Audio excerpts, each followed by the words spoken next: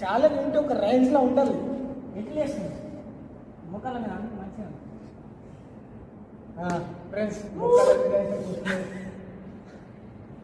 Friends first మిరపకాయకి ఏం కాదు friends, second మిరపకాయకు కథం అయిపోయింది. దగ్గుతున్నాం ఫ్రెండ్స్, రేపు ఎట్లా చుట్టున్నది ఏం కాదు ఫ్రెండ్స్. కింద కాల్చినట్లు ఉంది, ఏం కాదు. కొడినడి అంతా జప్పని చూసిన మా రాజ్ కుమార్ జప్పని చెప్పిండు కదా.